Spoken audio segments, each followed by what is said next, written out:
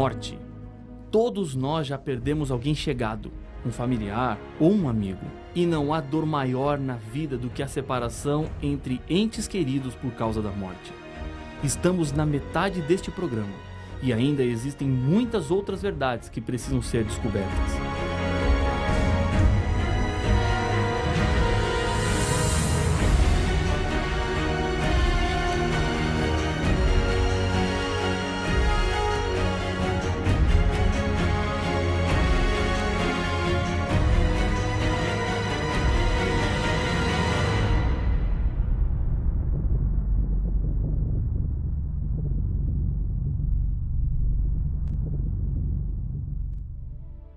A experiência mais trágica que passamos nesta vida, sem dúvida, é a morte. São laços de amor e amizade que são quebrados, levando um pedaço de quem continua vivo. Depois, ter que conviver com a ausência no dia a dia machuca demais. Os anos se passam, a dor diminui, mas a falta nunca mais será preenchida. Diante dessa dor, o clamor dos seres humanos é: para onde vão as pessoas depois que morrem? Onde está minha filha? Um homem perguntou-me chorando, em uma cerimônia fúnebre de uma garotinha de 2 anos. As opiniões quanto ao assunto são muitas. Para uns, o espírito continua sofrendo, enquanto não forem acertadas todas as dívidas espirituais que foram deixadas na terra. Outros defendem que existe a reencarnação do espírito em outra pessoa. E há aqueles que argumentam dizendo que se a pessoa foi boa, vai para o céu, para o paraíso. O livro do Apocalipse nos traz as respostas e precisamos mais do que nunca da segurança da palavra de Deus nesses assuntos tão difíceis. O inimigo de Deus, nos últimos dias, tem usado a curiosidade que os seres humanos têm com relação à morte como uma arma poderosa para enganar as pessoas e levá-las para longe da verdade. O objetivo do diabo é levar o ser humano a obedecer qualquer coisa e qualquer um, menos Deus. Ele no passado usou diferentes estratégias e hoje sua estratégia tem sido a despersonalização de Deus. Deus assim deixa de ser uma pessoa e passa a ser uma simples energia que pode estar em todas as coisas e em todos os lugares, inclusive dentro do próprio ser humano. Com isso, o ser humano torna-se Deus e é levado a crer que a vida que existe nele é eterna. No livro do Apocalipse, capítulo 1, verso 18, Jesus apresenta-se como autoridade nesse assunto de vida e morte. Acompanhe aquilo que o texto nos diz. Estive morto, mas eis que estou vivo pelos séculos dos séculos, e tenho as chaves da morte e do inferno. A morte de Jesus e a sua ressurreição resolveram de uma vez por todas o problema da morte e do pecado, que alcançou todos os seres humanos. E Jesus, por ter morrido e agora estar vivo, pode dizer com autoridade o que é que acontece quando uma pessoa morre. Jesus tem as respostas. Ele tem a chave. Você não precisa procurar em conchas, cartas ou até mesmo na palma da sua mão. A Bíblia nos mostra com precisão a resposta sobre o mistério da morte. Para entender a morte, antes precisamos entender a vida. A morte é o oposto da vida. Em Gênesis capítulo 2, verso 7, a Bíblia fala sobre a natureza do homem. Então formou o Senhor Deus ao homem do pó da terra e lhe soprou nas narinas o fôlego de vida, e o homem passou a ser alma vivente. O ser humano não tem uma alma, ele é. Entre ser e ter existe uma grande diferença. A alma vivente é a junção do corpo com o fôlego de vida, que vem de Deus. No sentido bíblico, a alma vivente é a mesma coisa que ser vivente. Quando você diz que na sua casa ontem à noite tinham 20 almas, significa que 20 pessoas vivas estavam em sua casa. Na Bíblia, a expressão alma nunca é relacionada a um espírito desencarnado. Há pessoas que acreditam que o corpo morre, mas a alma nunca morre. Pela descrição do texto bíblico, percebemos que o ser humano começou a viver quando o pó da terra juntou-se com o sopro de vida, ou fôlego de vida, que Deus soprou nas narinas de um boneco, feito do pó da terra. Isso significa que não existe uma alma independente do corpo. Somos uma combinação harmoniosa entre pó da terra e fôlego. A lâmpada não tem luz por si só, mas produz luz quando está ligada à energia elétrica, ao mesmo tempo em que a energia elétrica sozinha não ilumina a menos que esteja conectada com a lâmpada. A mesma relação acontece entre pó da terra e fôlego. Lâmpada mais energia é igual a luz. Pó da terra mais fôlego é igual a alma vivente. Quando o ser humano foi criado, Deus não havia planejado a morte. Ela é um acidente que aconteceu, um triste e trágico acidente. No Jardim do Éden, havia uma árvore em que Deus testaria a fidelidade e a escolha dos seres humanos.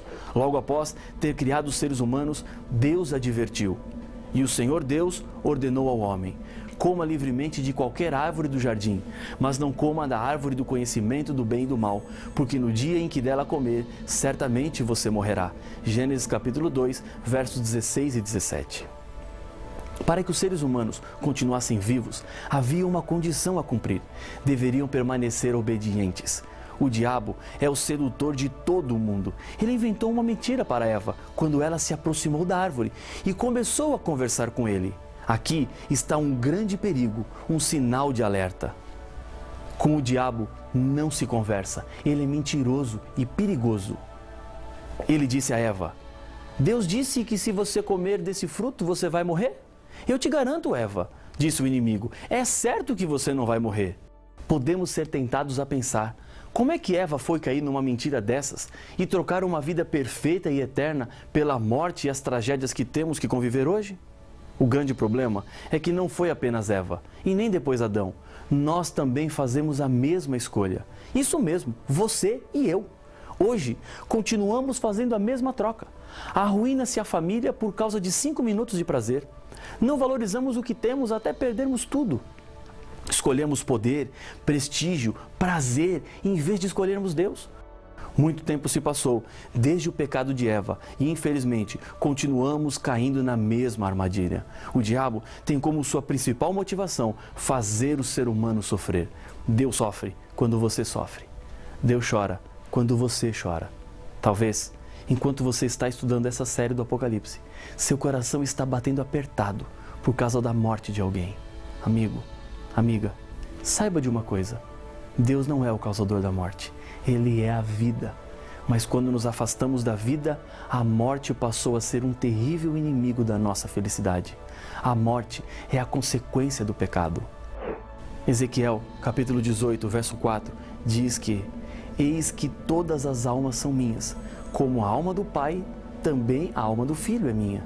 A alma que pecar, essa morrerá. Em Isaías, capítulo 51, verso 12, a Bíblia fala que o ser humano não é imortal. Eu sou aquele que vos consola. Quem, pois, és tu para que temas o homem que é mortal? Romanos, capítulo 5, verso 12, apresenta como a morte entrou no mundo.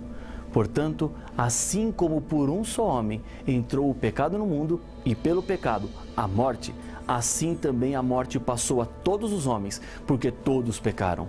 Existe uma solução para o problema da morte. Jesus era o portador dessa esperança quando esteve aqui na terra.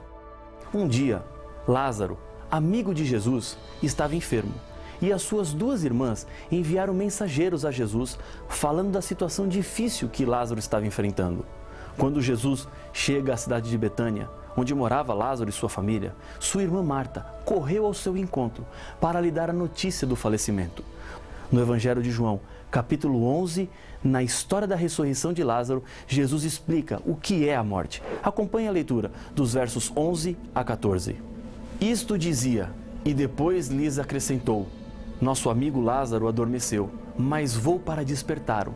Disseram-lhe, pois, os discípulos: Senhor, se dorme, estará salvo. Jesus, porém, falara com respeito à morte de Lázaro, mas eles supunham que tivesse falado do repouso do sono. Então Jesus lhes disse claramente: Lázaro morreu.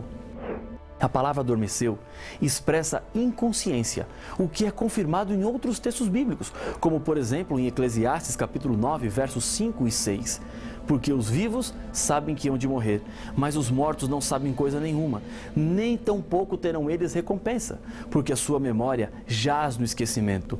Amor, ódio e inveja, para eles já pereceram, para sempre não têm eles parte em coisa alguma do que se faz debaixo do sol. Quando uma pessoa morre, quebra-se então a união entre o pó da terra e o fôlego de vida, desaparecendo assim a vida consciente, ou seja, a alma vivente. Isso significa que é impossível aos mortos aparecerem para os vivos. Os mortos não voltam ao convívio dos vivos. Falar com os mortos não é falar com os mortos. Se eles não podem voltar, obviamente todo o engano está sobre a responsabilidade do diabo. Não são os mortos que voltam para falar com os vivos, são os demônios enganadores e operadores de sinais e maravilhas que querem apenas enganar. Ele inventou uma mentira e agora faz de tudo para convencer os seres humanos daquilo que ele mesmo inventou. Você poderá ver essa mensagem todos os dias, através das novelas, dos filmes, no rádio, na TV, nos jornais, nas revistas espalhadas por aí. Lembre-se de uma coisa: os que acreditam na Bíblia não consultam os mortos, mas devem consultar a Deus. Apocalipse capítulo 1, verso 5, apresenta Jesus como o primogênito dos mortos, que na linguagem bíblica quer dizer o mais importante, o primeiro, o preeminente. Considerando que Jesus não foi o primeiro a morrer e nem o primeiro a ressuscitar, e que também não foi o primeiro a ressuscitar e subir ao céu, pois Moisés foi antes, torna-se evidente que o sentido aqui é de importância. A expressão é equivalente à mesma que se usa para governantes, quando se diz o primeiro homem da nação, a primeira dama. A morte e a ressurreição de Jesus é a primeira em importância, pois nos garante que haverá a ressurreição dos fiéis para a vida eterna. O ensino bíblico para a solução da morte é a ressurreição. Os que morreram ainda não receberam a vida eterna. Veja o que a Bíblia nos diz em Hebreus capítulo 11, versos 39 e 40. Ora, todos estes que obtiveram um bom testemunho por sua fé, não obtiveram, contudo, a concretização da promessa, por haver Deus provido coisa superior a nosso respeito, para que eles, sem nós, não fossem aperfeiçoados. Os filhos fiéis de Deus ainda não foram recompensados. A mesma ideia de ressurreição aparece em Isaías capítulo 26, verso 19. Os vossos mortos e também o meu cadáver viverão e ressuscitarão. Despertai e exultai, os que habitais no pó, porque o teu orvalho, ó Deus, será como o orvalho de vida, e a terra dará à luz os seus mortos. Paulo, falando no contexto da volta de Jesus a essa terra, diz que naquele momento acontecerá a ressurreição daqueles que estão em suas sepulturas, dormindo, aguardando serem acordados pelo Senhor Jesus. Pois, se cremos que Jesus morreu e ressuscitou, assim também Deus, mediante Jesus, trará em sua companhia os que dormem, porquanto o Senhor mesmo, dada a sua palavra de ordem, ouvida a voz do arcanjo e ressoada a trombeta de Deus, descerá dos céus, e os mortos em Cristo ressuscitarão primeiro. 1 Tessalonicenses capítulo 4, versos 14 e 16. Esta é a esperança dos cristãos. Se a morte arrancou de você alguém muito especial, tenha certeza de que ele está dormindo. O corpo voltou a ser pó da terra e o sopro de vida voltou para Deus. Quem morreu não tem mais consciência de nada, não sofre nem se alegra, não tem frio nem fome, apenas descansa no Senhor. No final do Apocalipse, quando João nos descreve o que acontecerá depois da volta de Jesus, a Bíblia nos diz: então a morte e o inferno foram lançados para dentro do lago de fogo. Esta é a segunda morte, o lago de fogo. Apocalipse capítulo 20 e o verso 14. A segunda morte é a morte eterna, sem fim. A primeira morte é a do sono, de onde todos os seres humanos serão acordados. Mas para os infiéis que participarem da segunda morte, não há mais despertar. Ela representa o fim de todas as coisas, e todas as mortes terão fim. Paulo nos diz em 1 Coríntios capítulo 15, verso 26, o último inimigo a ser destruído é a morte. A vida eterna é prometida a todos os que creem. O diabo é tão mentiroso que quer fazer com que as pessoas acreditem que, mesmo não crendo em Cristo, é possível viver eternamente, ainda que seja no inferno. Não é isso que a Bíblia nos ensina. Na volta de Jesus, milagres maravilhosos acontecerão e a ressurreição dos mortos é um deles. Em 1 Coríntios capítulo 15, versos 20 a 23, a Bíblia apresenta a solução de Deus para o problema do pecado.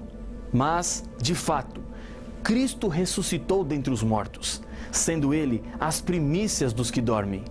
Visto que a morte veio por um homem, Também, por um homem veio a ressurreição dos mortos, porque assim como em Adão todos morrem, assim também todos serão vivificados em Cristo, cada um, porém, por sua própria ordem. Cristo, as primícias, depois, os que são de Cristo na sua vinda.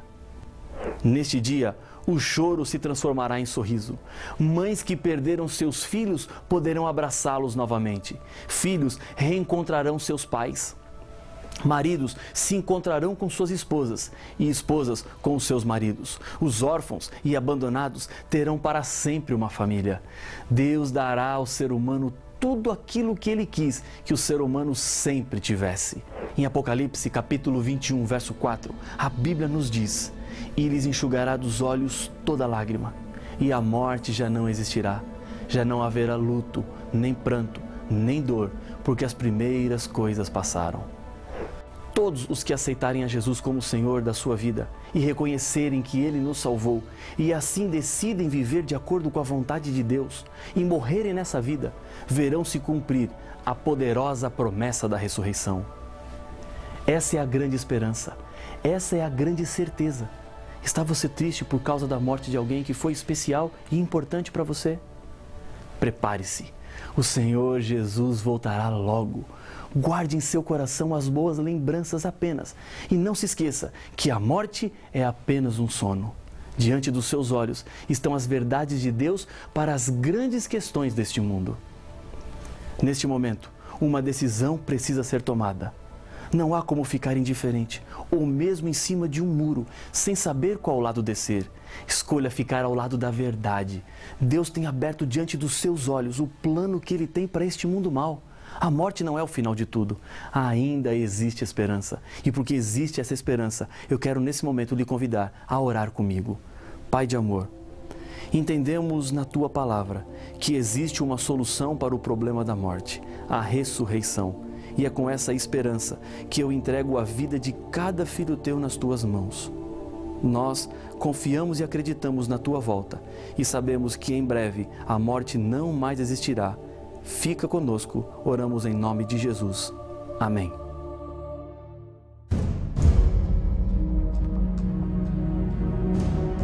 Desde o primeiro pecado, o sacrifício de animais simbolizavam o sacrifício de Jesus Cristo.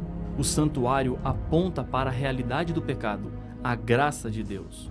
No Novo Testamento, há uma mudança no acesso a Deus. Mas o que significa o santuário? E por que é que antigamente o povo de Israel precisava realizar o sacrifício de animais? Deus aprovava tais práticas? Para saber as respostas a estas perguntas, não perca o próximo episódio de Apocalipse, o fim revelado.